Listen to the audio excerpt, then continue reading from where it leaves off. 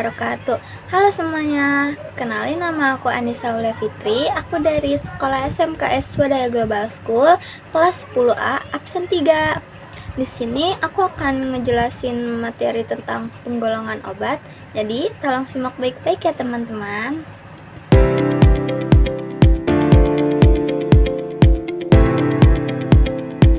Sebelumnya, kalian tahu nggak sih apa itu obat? Obat itu adalah bahan atau paduan bahan, termasuk produk biologi yang digunakan untuk mempengaruhi atau menyelidiki sistem fisiologi atau keadaan patologi dalam rangka penetapan diagnosis, pencegahan, penyembuhan, pemulihan, peningkatan kesehatan, dan kontrasepsi untuk manusia.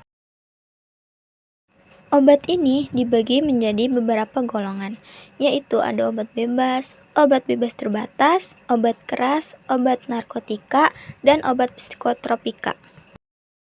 Obat bebas adalah obat yang dapat diperoleh tanpa resep dari dokter sehingga dapat dibeli langsung melalui apotik, toko obat berizin, toko modern, maupun warung kelontong. Cara mengenali obat bebas adalah terdapat tanda logo lingkaran berwarna hijau dengan garis tepi berwarna hitam pada kemasannya. Contoh obat bebas yaitu ada paracetamol, vitamin, ferrosulfat, sediaan obat mengandung kalsium, dan antacid. Obat bebas terbatas adalah obat yang dapat diperoleh tanpa resep dokter sehingga dapat dibeli langsung melalui apotik maupun toko obat berizin namun memperoleh dalam jumlah terbatas. Cara mengenali obat bebas terbatas adalah terdapat tanda logo lingkaran berwarna biru dengan garis tepi berwarna hitam pada kemasannya. Biasanya, pada kemasan golongan obat ini terdapat peringatan-peringatan berkaitan dengan pemakaian atau penggunaannya yang ditulis dalam kotak, supaya pasien atau masyarakat dapat menggunakan obat ini dengan benar. Ada 6 macam tanda peringatan, yaitu P nomor 1 yang artinya awas obat keras, bacalah aturan pemakaiannya.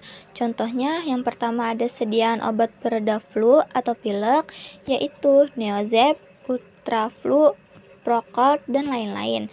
Yang kedua, ada sediaan obat batuk, yaitu OBH, Wots, Comix, dan lain-lain. P nomor 2 yaitu yang artinya awas obat keras hanya untuk kumur, jangan ditelan. Contohnya yang pertama, sediaan obat kumur mengandung povidone iodine, yaitu betadine. Yang kedua, sediaan obat kumur yang mengandung hexetidine, yaitu hexadol.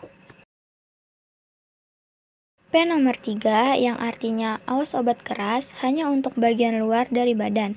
Contohnya ada betadine, Kalpanax, sediaan salep atau krim untuk penyakit kulit yang tidak mengandung antibiotik, sediaan tetes mata yang tidak mengandung antibiotik, dan lain-lain.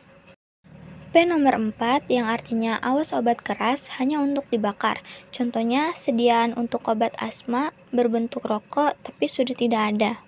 P nomor 5 yang artinya awas obat keras tidak boleh ditelan, contohnya sediaan obat sulfanilamid puyer 5 gram steril, sediaan ovula, dan lain-lain. Dan yang terakhir P nomor 6 yang artinya awas obat keras, obat wasir jangan ditelan. Contohnya yaitu ada sediaan suppositoria untuk wasir atau Ambien. Obat keras adalah obat yang hanya dapat diperoleh dengan resep dokter dan resep hanya dapat ditebus di apotik atau diserahkan melalui rumah sakit, puskesmas, maupun klinik. Namun demikian ada beberapa macam obat keras yang dapat diperoleh tanpa resep dokter, yaitu obat-obat yang masuk dalam obat wajib apotik atau OWA. Cara mengenali obat ini adalah terdapat tanda logo lingkaran berwarna merah dengan garis tepi berwarna hitam dan terdapat huruf K warna hitam yang berada di tengah lingkaran dan menyentuh pada garis tepi pada kemasannya. Biasanya pada kemasan primer, sekunder, dan etiket pada golongan ini mencantumkan kalimat harus dengan resep dokter. Contohnya yang pertama ada sediaan antibiotik, yaitu amoxicillin, ampicillin, dan lain-lain. Yang kedua ada sediaan obat analgesik atau pereda nyeri, yaitu ada piroxicam, meloxicam, dan lain-lain. Yang ketiga, ada sediaan obat antihipertensi yaitu captopril, nifedipin, amlodipin, dan lain-lain. Yang keempat, ada sediaan obat antidiabetes yaitu glibenclamide, metformin, dan lain-lain. Yang kelima, ada dexamethasone atau metilprednisone, dan lain-lain. Yang keenam, ada sediaan obat penyakit gout atau asam urat yaitu allopurinol. Dan yang terakhir atau yang ketujuh, sediaan obat penurun kolesterol yaitu ada simvastatin, atorvastatin, dan lain-lain.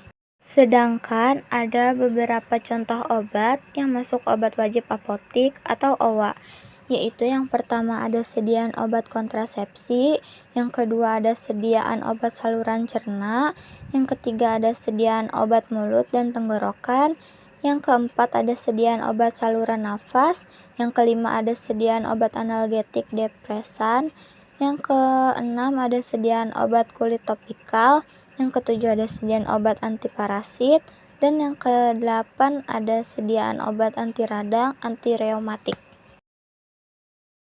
Obat narkotika adalah zat atau obat yang berasal dari tanaman atau bukan tanaman, baik sintesis maupun semisintesis, yang dapat menyebabkan penurunan atau perubahan kesadaran, hilangnya rasa, mengurangi sampai menghilangkan rasa nyeri, dan dapat menimbulkan ketergantungan yang dibedakan ke dalam golongan-golongan.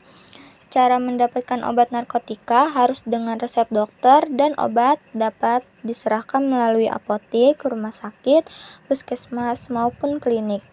Logo obat narkotika adalah seperti tanda plus warna merah dalam lingkaran warna putih dengan garis tepi warna merah.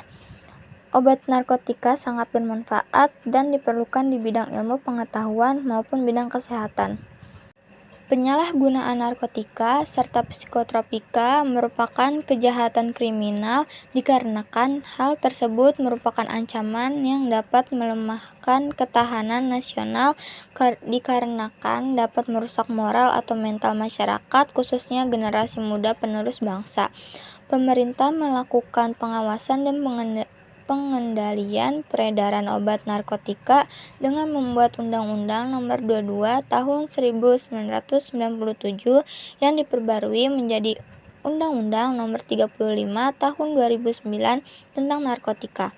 Berdasarkan potensi yang dapat mengakibatkan ketergantungan narkotika, digolongkan menjadi 3, yaitu narkotika golongan 1 yang hanya digunakan untuk tujuan ilmu pengetahuan dan tidak digunakan untuk terapi kesehatan atau pengobatan karena dapat menyebabkan potensi sindrom ketergantungan yang sangat tinggi. Contohnya tanaman papaver, somniferum L, opium mentah, opium masak, tanaman koka, daun koka, kokain mentah, kokain tanaman, ganja, heroin, THC, dan lain-lain. Yang kedua ada narkotika golongan 2, berkhasiat untuk pengobatan terapi yang digunakan sebagai pilihan terakhir dan dapat digunakan dalam terapi dan atau untuk tujuan pengembangan ilmu pengetahuan serta mempunyai potensi tinggi mengakibatkan ketergantungan, yaitu contohnya ada morfin, opium, petidin, ekgonin, hidromorfinol, dan lain-lain. Yang ketiga ada narkotika golongan 3, yaitu berkhasiat untuk pengobatan dan banyak digunakan dalam terapi atau untuk tujuan pengembangan ilmu pengetahuan serta mempunyai potensi ringan mengakibatkan ketergantungan. Contohnya ada kodein, dihidrokodein, etilmorfin, doferi, dan lain-lain.